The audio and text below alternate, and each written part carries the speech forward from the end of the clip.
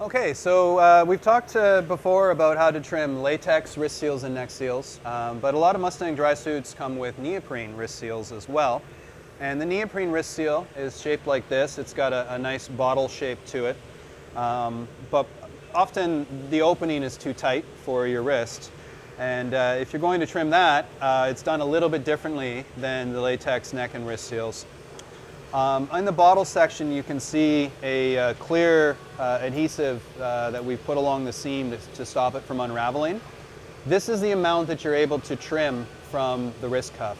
It covers the length of the narrowed bottle shape, so you should never need to cut past that. The tools you're going to need to do this are going to be some way of marking a black surface, a ruler, and a sharp pair of scissors, preferably scissors that are long enough to cover the entire distance of what you're cutting off. If you can do this in one cut, you reduce the risk of leaving nicks that could be tears as you don or doff the suit. So the other important step is to only cut 1/8 or 1/4 inch off the seal each cut.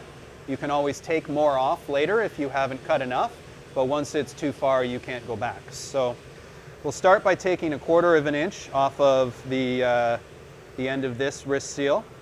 And so using a ruler,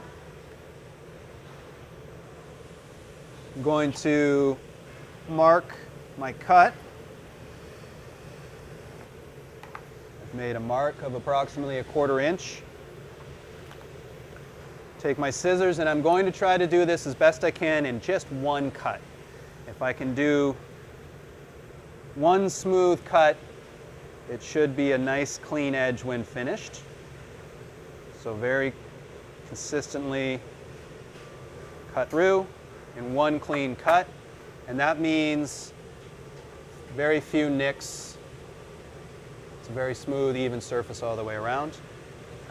Test it and repeat the process until you're at the size you're after.